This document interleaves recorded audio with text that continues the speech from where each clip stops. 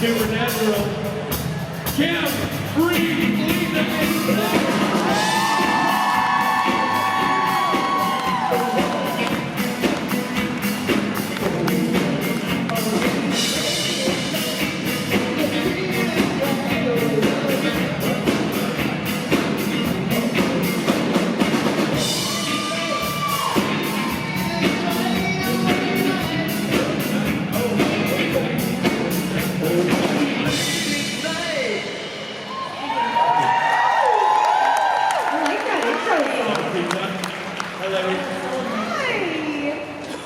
How'd it go? How was your panel? Did you win? They win? It went great. Rob won, everyone. Congratulations, Rob. So we have backstage. I love you.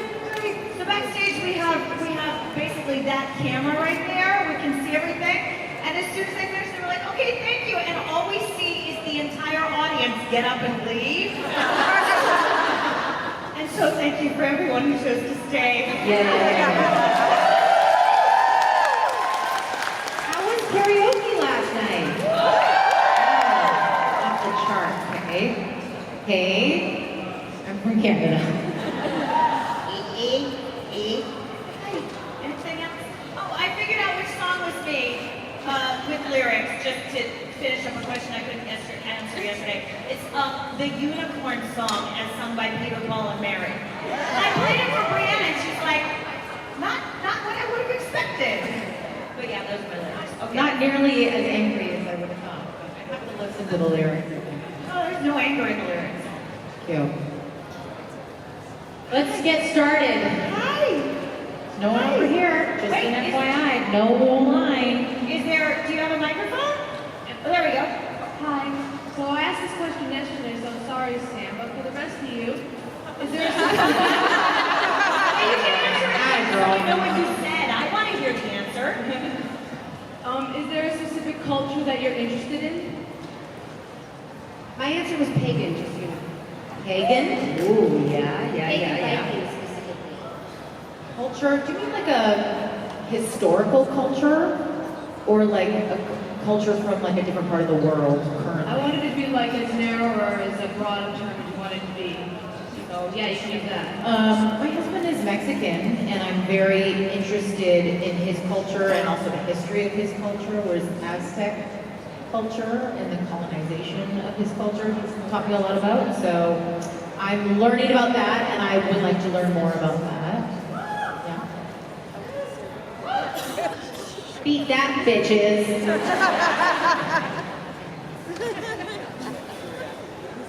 I would say for myself, I would love to just learn about my own culture because I feel so much of what I experienced growing up was not my culture, but me living through the lens of what they told me I should be doing.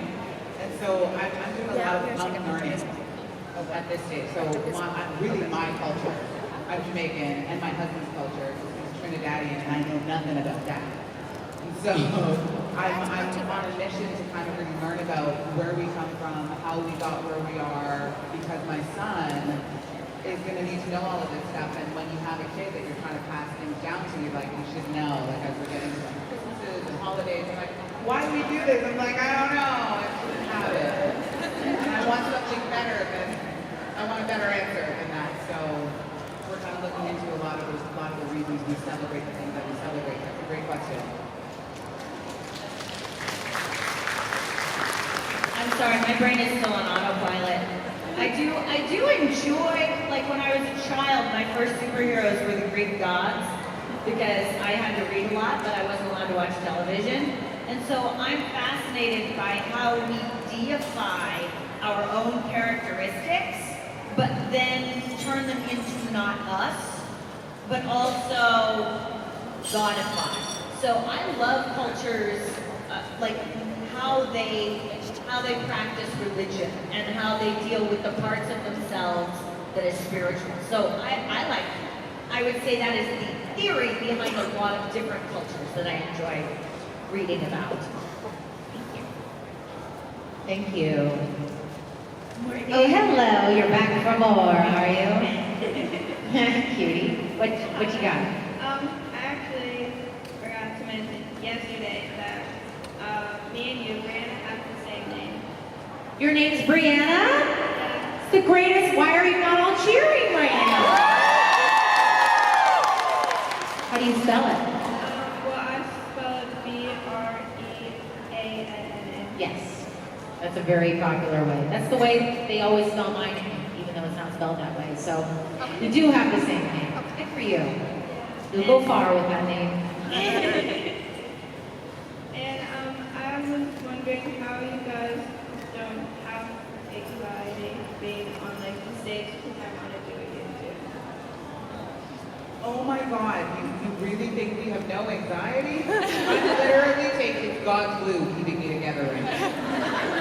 Especially when I have to sing. So one of the things that I personally love to do is meditate. And I do this by creating as much space in my body as possible because the more tension I have, the harder it is for me to actually let my gifts out. And so when I am able to create space, like even right now, if I say, just think of the space between your ears. Think of the space between your neck, think of the space around your body, right? Like just even thinking it helps you get there, and then from that place, you're able to actually present the gift that is in you, I believe anyway. And with comfort, and the same comfort you have when you're kind of playing around in your room and just being like, I can hit every note in my room, in the shower, you know what I mean? Like that kind of energy is what you want to bring to the stage. And the more comfortable and relaxed you can become, the easier it'll be to ride the wave of anxiety. Not that it ever disappears, but maybe that's just me. I think that breathing is the core of all of that, right? So deep breaths. Deep breaths is like a trope almost for a reason. Like the breathing, we as humans in general do not breathe hard. We breathe through our mouths, we breathe shallow. You're supposed to take slow deep breaths with your nose, and you will be so chapter for it. But I have a little trick I use. Oh, I have a little trick I use. One of them is learning how to use a microphone. The other one is, if I actually have anxiety, but like clinical anxiety. When something bad happens, that's a whole different thing. But if I'm nervous, if my anxiety is based in nerves, I try mentally to turn it to being excited. So, which is like a happy nervousness.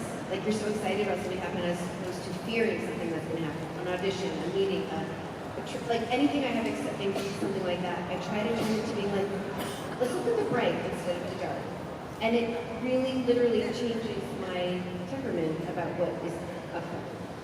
My therapist calls that stop, drop, and roll. Where it's like stop the thought, drop the feeling, and roll it into a new, more positive thought. So there you go. Try that. Try that. But just know that nobody is perfect, and if they say they are, they're lying. Thank you so much. Thank you. You got this.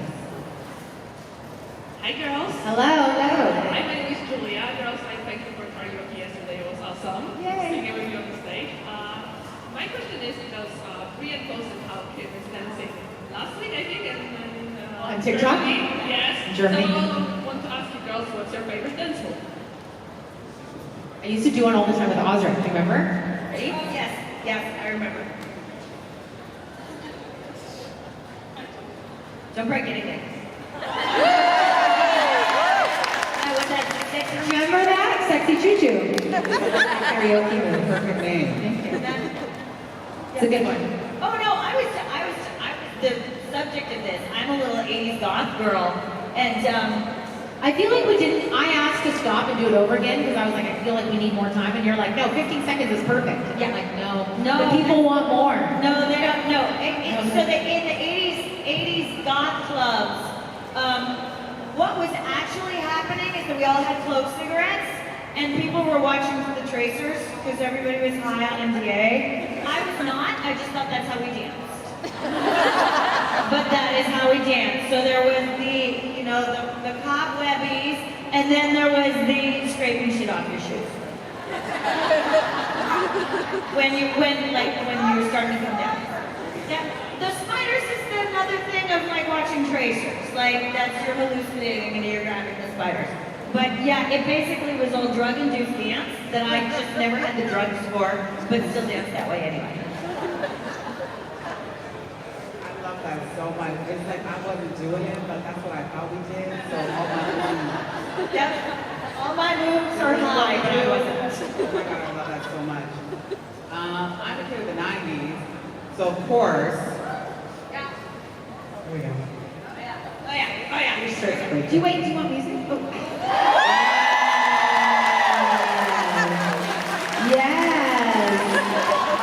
See, that's how I wish I could have danced.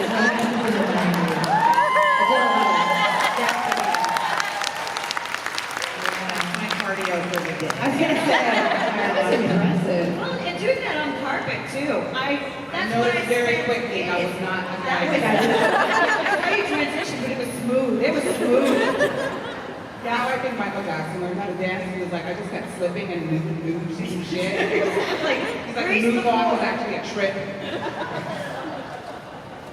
Okay, I want to know how to line dance. I don't. I'm not much of a dancer, and as a child of the 80s, it was a lot of this. Yeah. Not much of a dance, but that's Still a place for that. Yeah. So in the 90s, you needed room. That's right. Yes. Break The 80s, dance. standing. And high. High. You What trust. era is yours? 90s. 90s, okay. Thank you. Thank you. Great. Hello. Ran to the window.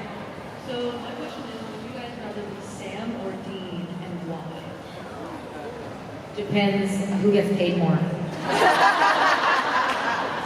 That's my go-to answer. Who dies less? Not falling. Yeah, exactly. Who dies less?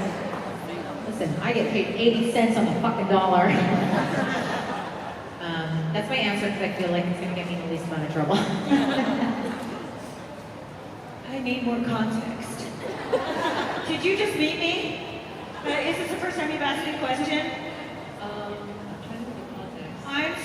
It's like, is it my brain inside their body, or am I actually them? Because if I am them, then how do I understand the context that all of a sudden I'm them? Because what if I'm them, now me? And if I'm me, how do I become me? Because if I'm them, then I haven't suffered the trauma that made me, and possibly they don't have my brain, so they wouldn't even be concerned with this question. So now am I me in a different world? Am I them in this world, or am I them in that world? If I'm them in that world, then I'm not really me, I'm them. Heroes, everyone. Imagine living up here! Okay, so let's go Chris. Would you rather play Sam or Dean? Oh, thanks.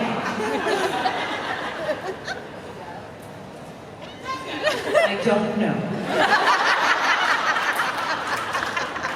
Depends on the episode.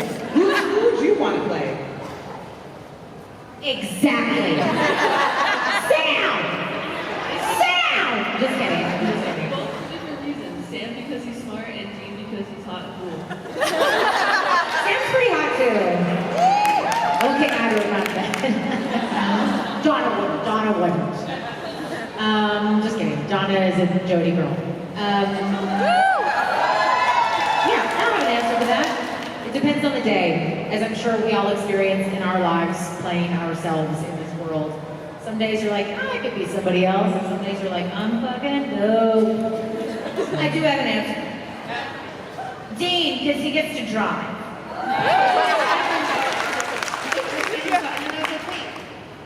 But if you're Sam, you get to be the passenger. You can nap. You don't have to drive. I know. Again, depends on the And day. I'm like, no. It depends on the episode. They're driving at night or during the day. Thank you. Lisa, you're not getting out of this. I didn't answer? You didn't. That's interesting. Go ahead. The floor is yours, my love. See, what happened was, I thought, Go ahead. I didn't say It was inside my brain. You weren't up there with me, weren't you? I was partying with some people. Thank God. They were doing the Depends on running the thing. day. I didn't say. Oh, Jesus. Okay. Hello. Hi. So last night at the PJ party, you asked one of us to bring us up at the panel to get the attention of Mr. Eric Kripke. If we You're not could supposed to get say that part. You told us we had to. You are very authentically curious about this question. So we can get the attention of Kripke. If we get you ladies onto the boys, would you want to be one of the boys or Soup? And if you were Soup, what would your power be? Well, we discussed boys last night. Listen, the PJ party is very dirty. It's a very dirty party. We talk about dirty things and we're crabs. So my superpower was that I was going to be able to kill people with my nipples. They were elastic boobs. Elastic boobs. Yes, throttle right. Choke Arrows people, with whip people with it. That would have to be like the opening episode of the new season. Hey man, like somebody exploded inside a dick, so spoiler alert. You can fuck around with some titties, am I right? I know it's early, but it's who we are now. It's who we are. I didn't sleep much last night. Yes, this all stemmed from a conversation we were having about Wayward Sisters.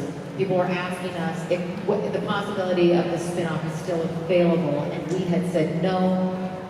Contractually, network-wise, none of it is possible. But our loving godfather, Phil Segretia, who packaged Wayward Sisters, who built that show, is now on The Boys. We're still very good friends with him, and so that was why.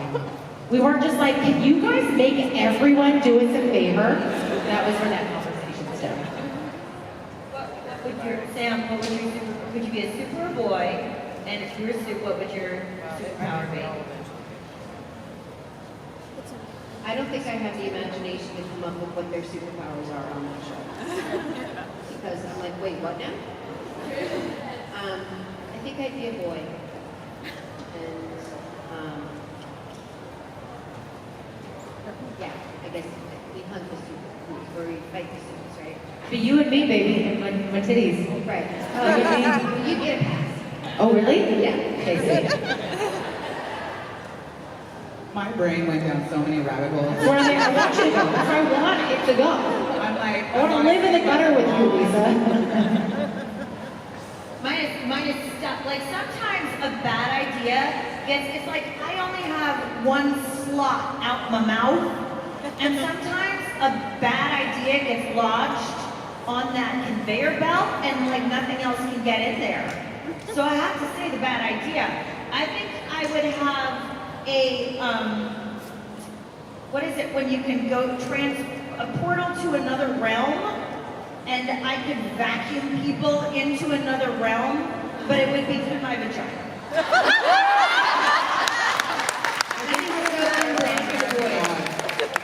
Exactly. That, yes, her. Yes. She just. right now, baby. an amazing place. Mine would probably be, I'd want to be a Soup for sure. But I think, and this is probably just because I love the show Charmed, I'd want to be able to like freeze time. And just have that whole, like, I've always wanted to do that.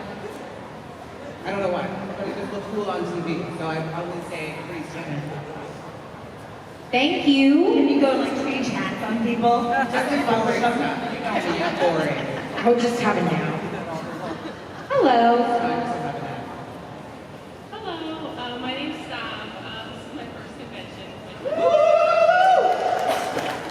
I love all of you. I love your work with your panels yesterday. It's been great. That being said, this question is for Kim, so sorry. I love... Everyone else is going to answer it. Yeah, no, totally fine. I really love how much you get really excited about like stuff that I'm super, super excited. So again, sorry, this is like something that not everyone can answer. I just wanted to know like your opinions about like the recent season of Good Omens. Oh, love it. Only if there's a season 3. If there's no season 3, I will have to all cap at Neil Gaiman until he notices me again. Have you seen Dead Boy Detectives? Oh my fucking god. I'm about to start. I have It is magical. It is like all of the best things that I've ever loved about any television show ever, all in one television show. So I did enjoy the second season of Good Omens. Yay! Oh my god, you must go watch Dead Boy Detectives. That's my Concur. It's Third. so good. You'll love it. I'll watch it and then I'll let you know. Okay. Thank you. Hello. Hi, Sam, Alicia, it was amazing to do karaoke with you last night. And this is more for like the moms of Sam and Dean, and less for Lisa. I love you, but what do you think?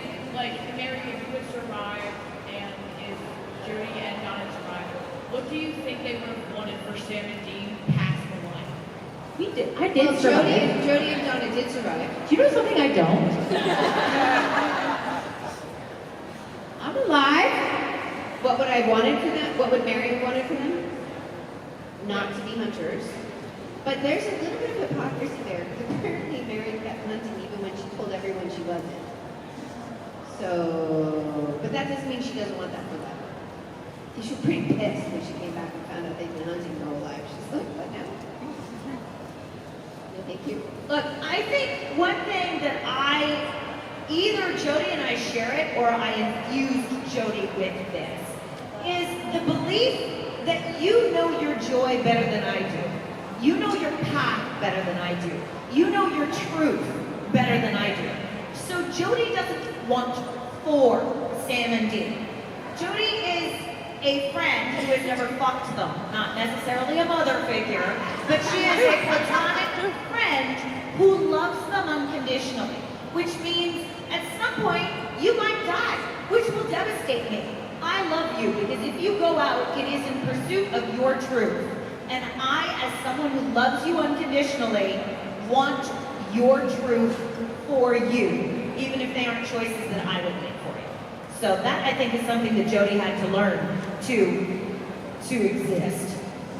I think that's also very clean. That's very Philly. That's very like, well, that's not how I do it, but I'm not you. So you do you, and I have faith in your spirit's journey. I did not get the cliff notes to your life, so I can't correct you as to what's right for you. I just see you and love you and know that my heart knows you and will be here on the other side of it. That's beautiful and amazing. And I think Mary and Sam both aspire to that. And err on the side of, that's dumb, you're not allowed. Thank you. Thank you. Hi, girlie. Hi. Hi, I'm Bethany. I'm going to college this summer for the first time. Do you guys have any advice for like the first semester as like the mamas of the con? Hydrate. Where The institutionalized educational system is geared towards neurotypical societal standards and it's bullshit! So, do it for you. If you have to game the system, game the fucking system. But remember that you are your own priority and their standards are ultimately meant to perpetuate their own standards. So go kick some ass. But also hydrate. And wear condoms. Or dental dam, whatever floats your boat. Bless. Hello. Thank you. Thank you, honey, and good luck. Congratulations. Hi, sorry, a little nervous here, first time. So I wanted to know if you guys have ever dreamt from the perspective of one of your roles, and if so, what was the dream? No. It's an interesting question. I barely remember my dreams. And when I do, it's always like, that ice cream was good, or whatever. I'm not. My husband's really good about writing down his dreams, and he's learned how to lucid dream, which I'm very envious of. I can't be bothered. It sounds hard. I think the closest that I've had is dreams as an actor, like I'm on set and I don't know my lines, or I never got a Yes. script, or Yes. that same kind of anxiety dream that you have about school or finals or whatever. But yeah, there's been some of those. But I've never dreamt as my character, as far as I can remember. I don't think I've ever dreamt as any character I've played. I've been in the situations of performing where it's like, oh my God, it's already opening night. But I have never dreamt, and that's great. That's healthy, I think, because that means my subconscious knows I'm still me for you, as opposed to being like, No, I really am, Jody. yeah, no, I think that would be disturbing for me. Listen, I don't need to brag, but like I can forget my dreams pretty quickly. And especially the ones around the characters I play, because I can forget those lines even quicker. And once they're gone, they're gone. But no, but I have fallen into playing characters and then taking on the persona of the characters, but never really dreaming of them subconsciously. I definitely, as to what you were saying, have had dreams. Actually, recently I've had a lot of what are called actors' nightmares, which I think are, I don't know if film television people experience that, but in theater, when you are on stage in front of a crowd such as yourself and you forget a line, the trauma in your body is at a cellular level. And you never ever forget that. So I often will have dreams that I'm on stage and don't know my lines. And I haven't done theater in, I don't know, 5, 6 years. And I'm having these, recently, these like theater nightmares about characters that I did play a long time ago. So I'm not dreaming as the character, but I'm dreaming that I have another chance to do a show that I haven't done in like 10 years. I don't know the lines anymore, but I can feel the panic in my body, in my dream, because it will now live my body forever, which I think is a very challenging part of being an actor. Just the trauma of it. So back to our friend here who was like, how can you be on stage? I don't know. After all of that. Yeah, very scary. But we do it. We do scary stuff. Hello. Hi, I'm Brianna. I was wondering if there was like a plot line that your character wasn't a part of in the show and you could write yourself, like your character, into that plot line, what would it be? Oh, I didn't think about this. Lisa Mary, everyone. No, because I got so much backstory for Billy, it's like insane. Because when I first got cast, I'm a fan of the show. And so I knew that Death was killed. And so when I was coming in, I always played Billy from the perspective of, I was in every single scene, you just couldn't see me. So when Death would make a deal, I'd be like, don't do it! Why are you doing it? They don't do the same thing they always do. And like nobody could hear my cries. And so when I saw him die, that's when I started to get, this is just my backstory. It's not actually something Love it. Love it. This is just what I made up. Because you gotta, as an actor, you kind of have to make choices on like, why is this so important to you? And so I took it from myself as the minute he was slain, I started getting downloads. I started being like, whoa, why do I know this all of a sudden? Whoa, why do I know this all of a sudden? Whoa, whoa, whoa. And then it started to become clear that it's like, oh, wow, I'm gonna get to step into this cosmic force. And I still remember one of the lines was, the old Death was down with this, right? And I'm like, if I'm gonna say the old Death, there has to be a new Death coming. And so I made myself, I didn't know that I was gonna be Death at this point. Like I thought I just was gonna do one episode of me.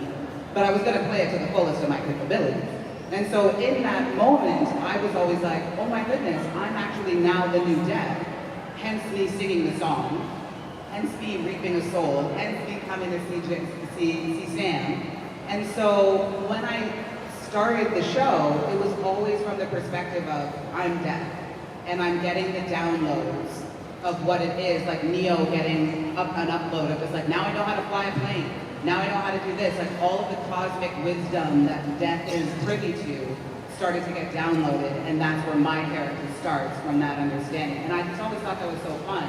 So to see it unfold the way that it has, I was like, whoa, I should do this with every character. But it was a lot of fun to build it like that. When I was on the soap opera, we used to have a phrase that if you play it, they will write it. There you go. Yeah. So Manifesting, right? Yeah. Then they're like, wow, these two characters really seem to click together. And Jim Beaver and I are like, ha! Who knew? Yes, we do. Yes, you should write us together. Yeah. I would like Jody to have had a second date with Crowley.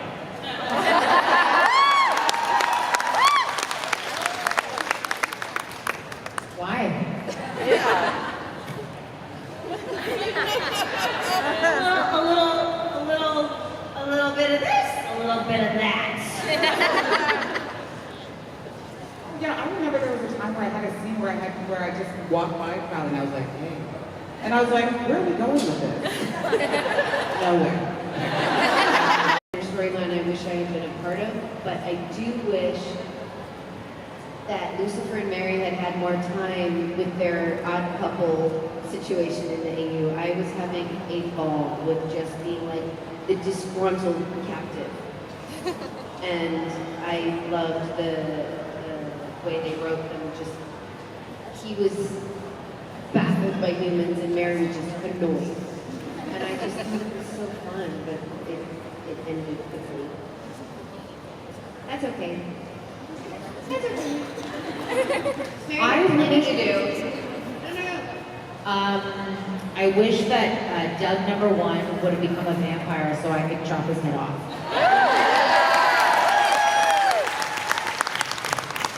Doug's a dick. Doug's a dick. Thank you. Hi Sam, my name's Dad. I had so much fun yesterday at karaoke. Yay! Also, Brianna, my middle name is Brianna. Hell yeah! Brianna, you nuts!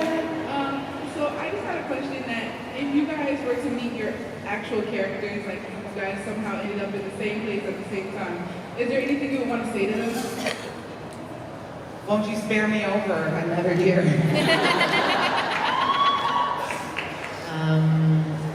Can I have a bite of that? The hug. I'm torn between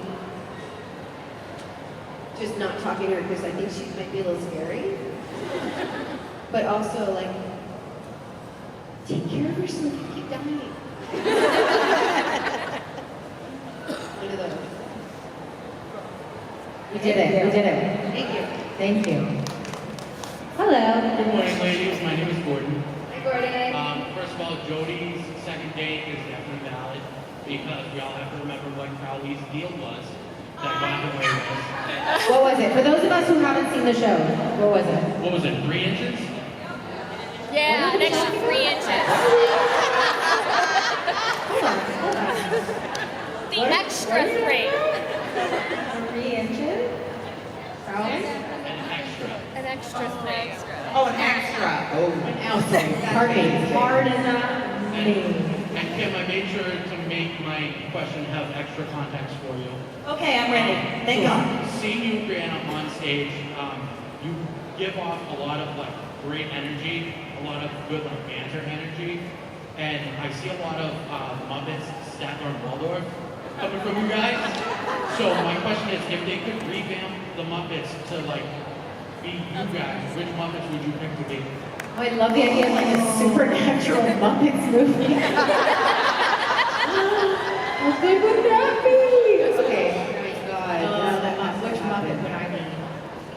Oh my God. There's so much of me and so many of them. Oh my gosh. I think I'd probably be Gonzo. I was gonna say that. Oh no. Who's the one that was the dog with the ears? Ralph. Right? Right? That's who I would be. Rowena would be Miss Piggy for sure. Do me. Or who is Sweet Pea? Was it Sweet Pea? Who was the 7-foot-high one that just kept stepping on things and breaking them accidentally? Maybe that. I could also be Uncle Dudley. Is it Uncle Dudley, the one that just was very? Oh no, I know. I'd be Sam the Eagle. Oh, I'd be the Swedish chef. I think I'm Kermit.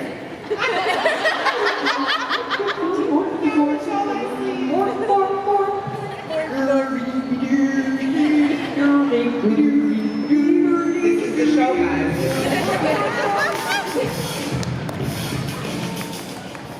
Thank you.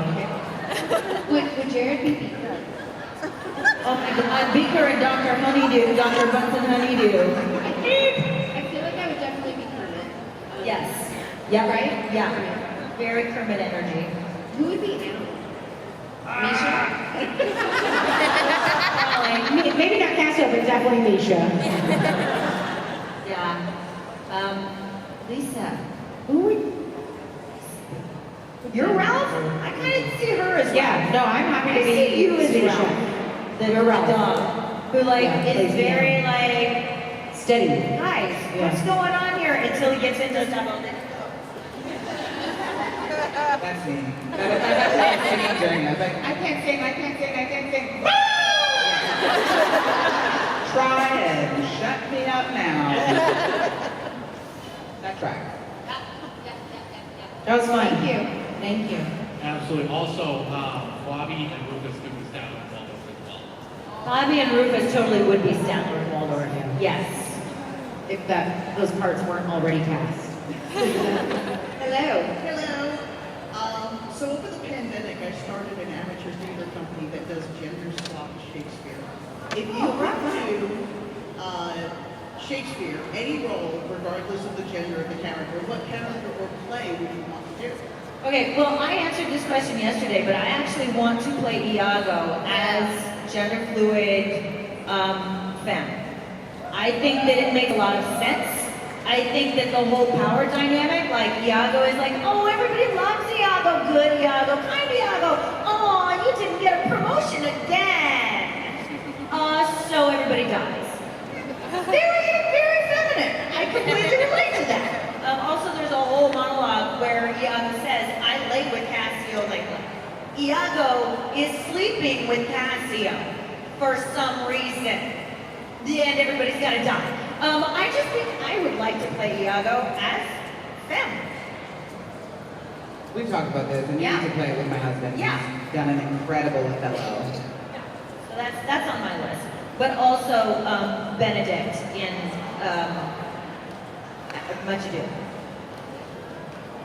I love how nobody in this fucking room is like, yeah, this is right. Yeah, it's like, Shakespeare, this is painful. Why are you doing this? Shakespeare, I I haven't. don't remember Shakespeare. We were just on the way driving here. We were in England with a bunch of actors who we never met before, chatting with them about theater. And I think in England, as actors, you really get a great, like, base education in Shakespeare. And I went to theater school, and we did do Shakespeare, but it wasn't a base for my entire career. And I'm envious of people who do know a lot about Shakespeare. I haven't done Shakespeare as a profession. I only did it in theater school. I've never done it professionally, so I don't know. Well, that's the tip. I've done a lot of Shakespeare. My husband I call Mr. Shakespeare. He's done a lot of Shakespeare. I have always been a fan of Cleopatra. I love that role, and I would love to play it as a comedy. Take that in, because I think there's room for it. And one day you'll see it happen. Oh my God, the timing, that's in my salad days. When I was I reading mean, she with has you, a whole scene where she's just like, oh my God, I don't love him at all. I totally love him. Did he say anything? He didn't say anything. Did he say anything? I totally think he said something. I'm not going to say anything. It's totally fine. Get out of here! I'm not even kidding. That was our first meeting. I was walking down the street to go to the screening of season 11. I was like,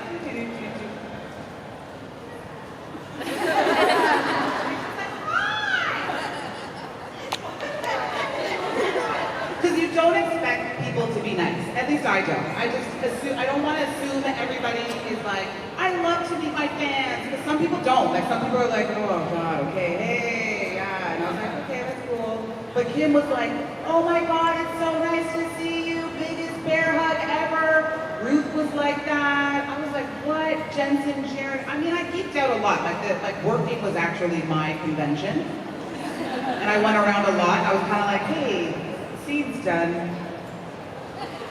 Okay. And like, I would really pace it because I'm never trying to be the actor who's like, can I get a picture with you? So when I only had one episode, I was just like, you're cool. You don't need to ask everybody for a fucking photo. But I would like, every time I come back, I was like, well, who haven't you fucking gotten a picture with? So I would go and be like, well, now it's Jackson's turn. And now you know what I mean? I still have a selfie to get with Misha though. Good luck with that. $400. Not because you can't.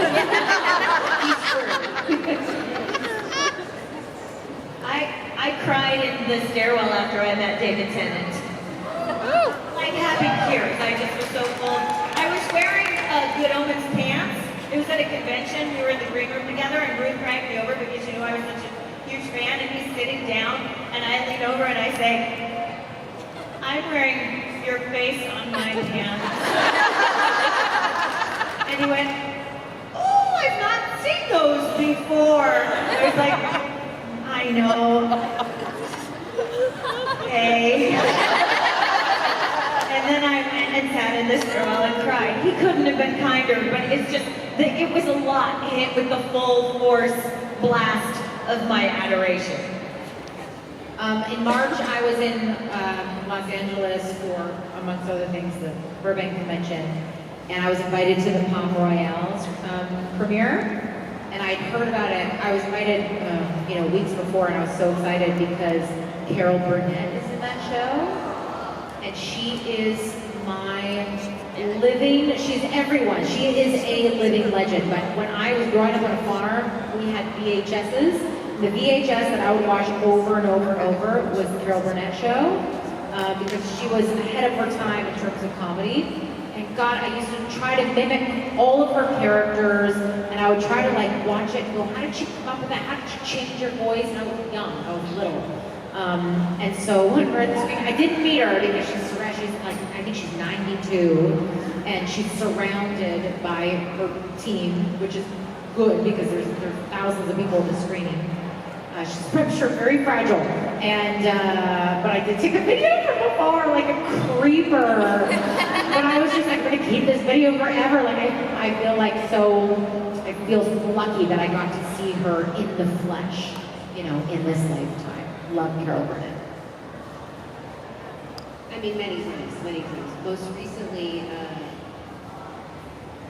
probably like a month or so ago, I was at a convention, and it came out from behind the curtains to the back where they wheel us around with golf carts. And golf carts? It was a big venue. And Mary McDonald was getting in the back of the golf cart, and I was just like, "You're lovely." I ran away. I just was a little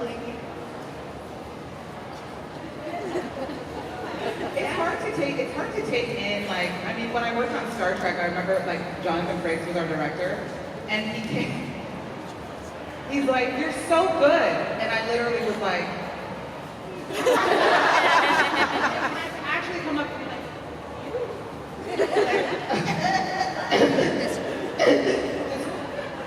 weeping, because I could not believe that somebody who I had admired for so many years on a show I loved so much was like, "Yeah, we saw your tape, you're so great," and I literally kept thinking he was talking about somebody behind me. And I just couldn't actually take it in. That he had to actually stop and hold my face and be like, "I am talking about you." Like, oh yeah, okay. I paid money to get a selfie with Carrie Elwes because that's the Princess Prize, for those of you who don't know. So I paid money to get a selfie, and everybody was like,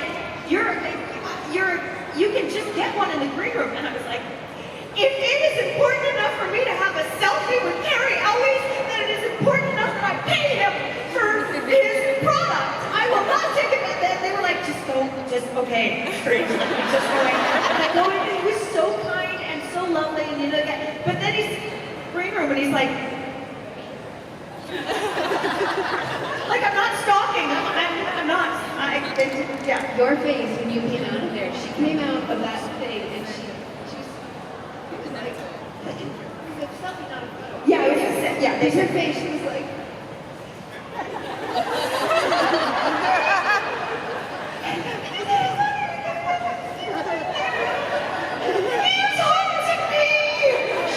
It was amazing. It brought me the joy with tangible. So yes, we have the same feels. We get all the feels, all of us, absolutely.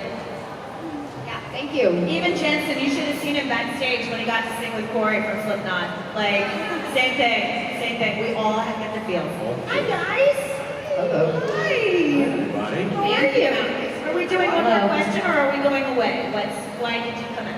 Well, They just wanted to hang. yeah, on paper it was, but do one more question. Let's do Okay. one. Last question. Yes, you've been standing for so long, my love. Hi. Hey, thanks. So I'm here sporting an e-brace because I fell down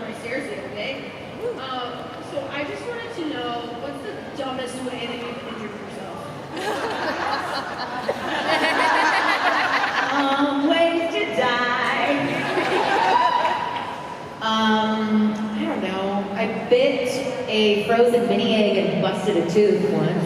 That was dumb. Kim's run into some. Oh yeah, no, I run into, but that's not the dumbest. I think the dumbest way was when I was cleaning out my dad's house. He had a lamp that the base was a 50-pound weight plate that he had duct taped to it. And I didn't know this. I just was fucking pissed off and cleaning out his house. And I picked it up and the plate dropped off and landed on my foot. So that's probably the dumbest. And like it was a beautiful combination of my idiocy and my dad's idiocy. That seemed like a good idea to him. And me.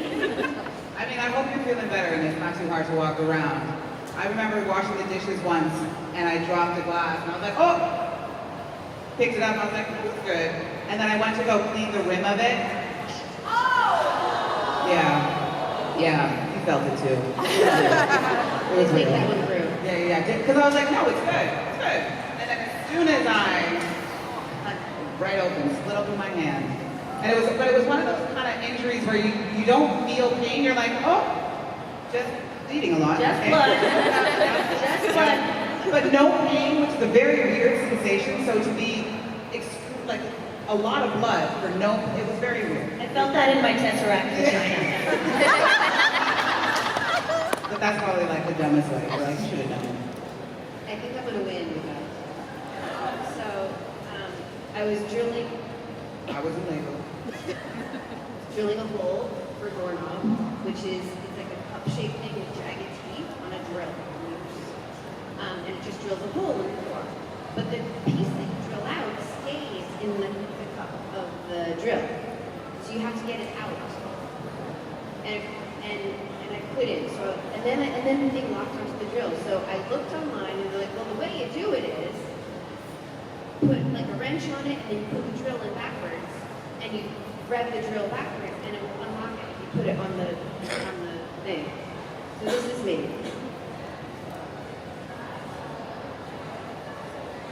So I'm holding the drill, the thing, I rev it backwards, too fast. Flips over, the thing flies off, and the jagged teeth goes right across the arm. I have to come up with a better story for this scar.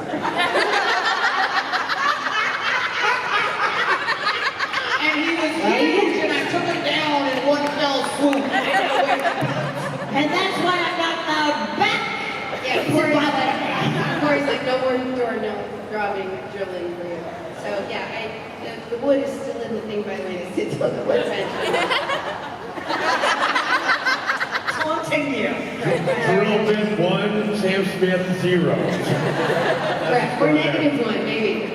Ladies and gentlemen,